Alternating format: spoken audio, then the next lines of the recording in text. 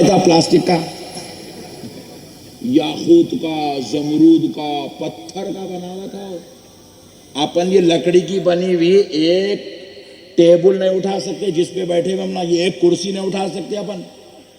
انہیں کیا بول رہا، پورا پتھر کا بنا ہوا، یاقوت و زمرود کا بنا ہوا تخت پورا اٹھا کے لا کے سامنے رکھ دیتا ہوں. مگر شرط کیا رکھا؟ قبل ان تقوم من مقامک، آپ کے جگہ پہ اٹھنے سے پہلے. میں بولا صاحب ذرا ایک گلاس پانی پلاؤ. آپ ٹینشن مت لو حضرت، آپ کے جگہ پہ اٹھنے سے پہلے پلا دیتا ہوں. بولے تو مطلب میں میری جگہ پہ سے کب اٹھتا ہوں؟ اب بیٹھ گیا تو پوری تقریر ختم کر کے چھوٹتا ہوں، بیچ بیچ میں اٹھتا ہوں کیا؟ بولو نا جی، تقریر ختم کر کے اٹھتا ہوں. حضرت سلیمان علیہ السلام کا بھی معمول یہی تھا. صبح جا کر جب اپنی مسند شاہانہ پر بیٹھ جاتے تھے تو شام میں اٹھتے تھے. کب اٹھتے تھے؟ شام میں. تو انہیں کیا شرط رکھا؟ آپ کے جگہ پہ اٹھنے سے پہلے والا. یعنی کہ جب آپ شام میں اٹھیں گے، یعنی کہ جو بھی 2-4 گھنٹے آپ کے اٹھنے میں باقی ہے، ان 2-4 گھنٹوں سے پہلے آپ کو لا کے دے دوں گا. حضرت سلیمان بولے انہوں یہاں بالکل سامنے ہیں، اب لمحوں میں دربار میں داخل ہونے والے، تم شام تک کی بات کریں، بیٹھ جاؤ. بول کے جن کو بٹھا دیے. پھر اس کے بعد بولے ہے اور کوئی جو حضرت بلقیس کے دربار میں آنے سے پہلے وہ تخت لے آ کر دے؟ تو اللہ کی قسم مومنوں سنو، میں کسی مولوی یا ملا کے گھر کی بات نہیں کر رہا ہوں. قرآن نے جو عقیدہ دیا وہ بیان کر رہا ہوں. اللہ کے پیغمبر نے جب پوچھا ہے کوئی تم میں کوئی اور جو اس سے پہلے لا کر دے کہ وہ اپنے دربار میں آئے، اس سے پہلے ان کا تخت یا موجود ہو، تو حضرت آصف بن برقیہ نام کے ایک ولی اللہ کھڑے ہو گئے.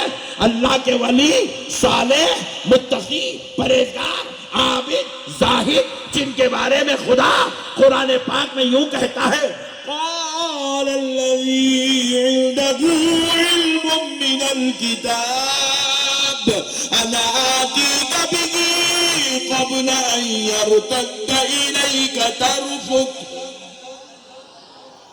اللہ کا ولی کھڑا ہوا جس کا سینہ رب نے علم کے لیے چن لیا تھا، جس کو رب نے اپنی رحمت، اپنے فضل، اپنے کرم، اپنی عطا سے مالا مال کیا تھا، جس کو ولایت کا تاج پہنایا گیا تھا، جس کا نام حضرت آصف بن برقیہ تھا.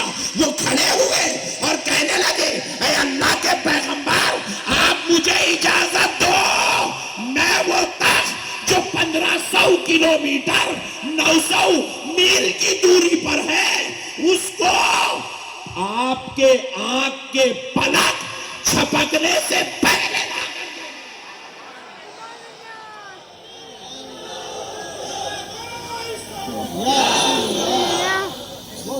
اتنے تھوڑے کنجوس لوگ ہیں کیا، تھوڑے اتنے نارے ذرا لگاؤ یار.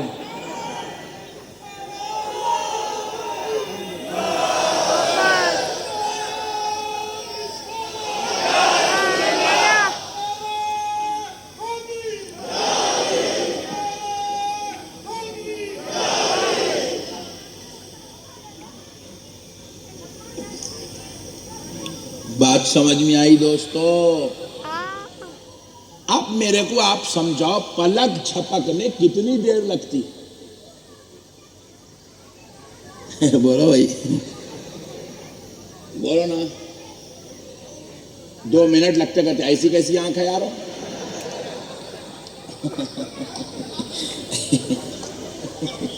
پلک جھپکنے 2 منٹ لگتے ہیں. اللہ رحم کرے ایسی آنکھ والے کے اوپر، اللہ اس کی آنکھ کی بیماری کو دور کر دے. پلک جھپکنے کے لیے میں بھی غور کر، آخر پلک جھپکتے کتنی دیر میں؟ تو اپن لوگ بیچارے اپنے مسلمانوں کو کیا ہو رہا ہے، ہاتھ میں گٹا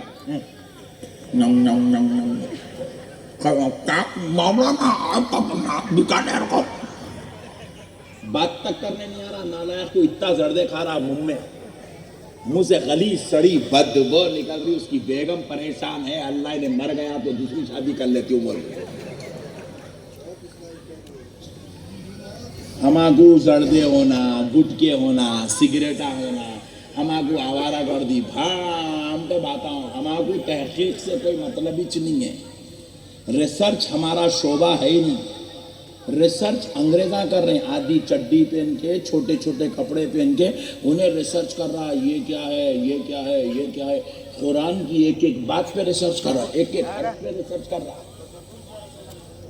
ان لوگوں ریسرچ کر کے بتائیے، یہ انگریزاں بتائے سو نا قرآن کی یہ تفسیر، قبل ان یرتد الیک طرفک، قبل آپ کی پلک جھپکنے سے پہلے لا کے دیتا ہوں بول رہے، پلک جھپکنے کی دیر میں بھی نہیں، آپ کی یہ دونوں آنکھ آپس میں ملے اور جدا ہو، یہ ملے اور جدا ہو، اس سے پہلے وہ تخت لا کے دیتا ہوں۔ تو انگریزوں نے ریسرچ کیا یہ پلک جھپکنے ٹائم کتنا لگتا، جب انہوں نے تحقیق کی تو پتا چلا ایک سیکنڈ کے اندر انسان جو نارمل پلک جھپکتا وہ 5 مرتبہ پلک جھپکتا، یعنی کہ 1 سیکنڈ بھی نہیں لگتا پلک جھپکنے کے لیے، سیکنڈ کا 20واں حصہ لگتا، سیکنڈ کا 20واں حصہ۔ اللہ اکبر۔ حضرت آصف بن برقیہ کہہ رہے ہیں آپ مجھے اجازت دو، 1 سیکنڈ سے پہلے، 1 سیکنڈ سے پہلے وہ 2 مہینے کی مسافت جو طے کر کے آئی، میں جاؤں گا بھی وہ پتھر والا تخت جو وزندار ہے اس کو اٹھاؤں گا بھی اور آپ کے سامنے لا کر رکھوں گا بھی۔ مجھے اس کے لیے نہ گھنٹے کی ضرورت ہے، نہ آدھے گھنٹے کی ضرورت ہے، نہ منٹ کی ضرورت ہے، نہ سیکنڈ کی ضرورت ہے۔ سیکنڈ ہو اس کے 20ویں حصے میں وہ تخت آپ کے سامنے رکھ دیا۔ یہ کون بیان کر رہا؟ اللہ۔ کون بیان کر رہا؟ ذرا زور سے بولو، ذرا زور سے بولو۔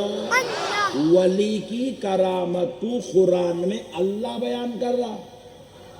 اچھا ایسا نہیں ہے حضرت آصف بن برقیہ بول دیا حضرت سلیمان صلی اللہ اللہ کتنے پیارے باتیں کر رہے ہیں آصف، اچھی بات ہے بیٹھ جاؤ، ایسا نہیں ہوا۔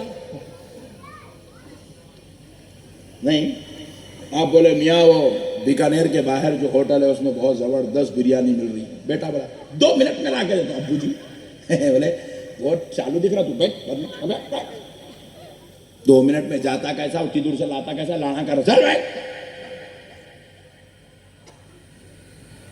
کیونکہ ہم سامنے والے کو اس کی بات سنتے تو اس کی عمر دیکھ کے، اس کی حیثیت دیکھ کے بات کرتے، نہیں۔ میرے پیارے دوستو، اب یہاں پہ حضرت آصف بن برقیہ بولے پلک چھپکنے سے پہلے لا کے دیتا ہوں بولے، تو حضرت سلیمان یہ نہیں فرمایا ایسا کیسا ہوتا میاں، کیا باتیں کر رہے ہیں، پلک جھپک رہی دیر میں جاتے کیسا وہ 1500 کلومیٹر، پھر جا کے لے کے آنا کا دن لگی ہے بچوں کو، بیٹھو خاموش بیٹھو، دیوانے باتیں کر رہے ہیں بیٹھو، اعوذ باللہ، ایسا نہیں ہوا۔ اللہ کے پیغمبر نے کہا آصف بن برقیہ تم کو اجازت ہے، جاؤ وہ تخت لے آؤ۔ ادھر یہ الفاظ ادا ہوئے اور حضرت سلیمان نے پلک جھپکا اور آنکھ کھولا۔ قرآن کہتا ہے، قرآن فَلَمَّا رَآهُ مُسْتَقِرًّا عِندَهُ، حضرت سلیمان نے آنکھ بند کر کے کھولی تو وہ تخت سامنے رکھا ہوا، جیسے ہی حضرت سلیمان وہ تخت کو دیکھے کہنے لگے قال هذا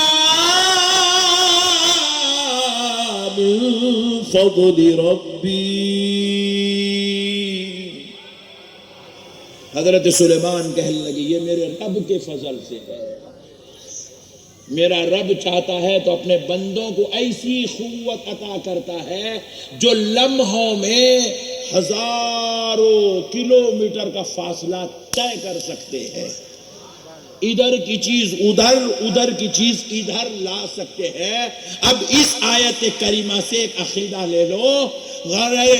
بیکانیر کے مسلمان، ہندوستان کے مسلمان، راجستھان کے مسلمان، پوری دنیا کا سنی مسلمان یہ عقیدہ رکھتا ہے کہ جب بھی اس پہ مصیبت کا وقت آتا ہے تو وہ بغداد والے غوث اعظم کو المدد یا غوث کہہ کے پکارتا ہے.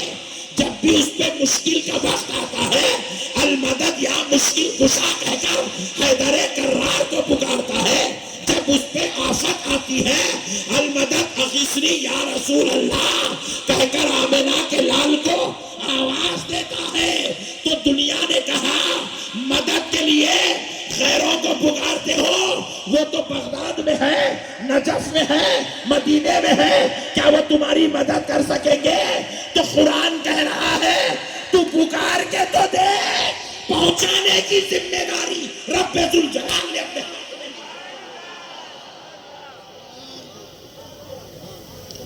جب وہ تخت بلقیس لانے کے لیے لمحوں میں پہنچ سکتے ہیں تو غلاموں کی مدد کرنے کے لیے کیوں نہیں آ سکتے ہیں؟ اور ایک عقیدہ سنو مسلمانوں، حضرت آصف بن برقیہ جیسے 1,00,000 اولیاء اللہ ایک طرف. عقیدہ لے لو، عقیدہ لے لو، عقیدہ لے لو. آصف بن برقیہ جیسے ہزاروں اولیاء ایک طرف، کیونکہ یہ پچھلی امت کے پیغمبر کے ولی ہیں. اور سنو، آصف بن برقیہ جیسے ہزاروں اولیاء ایک طرف، میرے آقا کی امت کا شیخ عبد القادر جیلانی ایک طرف. وہ ہزاروں مل کر بھی پیرانے پیر کا مقابلہ نہیں کر سکتے. اللہ نے سرکار غوث اعظم کو نہ صرف اس امت کے اولیاء کا سردار بنایا، پچھلی امتوں کے جو اولیاء تھے سرکار غوث اعظم ان اولیاء کے بھی سردار ہیں.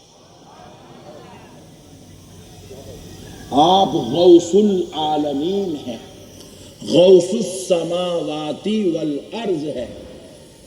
اللہ نے ولیوں میں سب سے بلند و بالا، عزت و عظمت والا، شان و رفعت والا درجہ اللہ نے سرکار غوث العظم کو عطا فرمایا ہے. آپ کو معلوم ہے اللہ جب حضرت غوث پاک سے خطاب کرتا تھا، بات کرتا تھا، تو اللہ اللہ ہو کر حضرت غوث پاک کو غوث العظم کہہ کر خطاب فرماتا تھا. غوث پاک کو غوث اعظم یہ مولویوں ملاؤں کا دیا ہوا لقب نہیں ہے، یہ ان کے رب کا دیا ہوا لقب ہے. ایسی بڑی شان کے مالک کا نام پیران پیر ہے. میرے پیارے بھائیو، آپ امیجن تو کرو کہ کیسا گئے ہوں گے، کیسا اٹھائے ہوں گے، تخت کیسا لائے ہوں گے.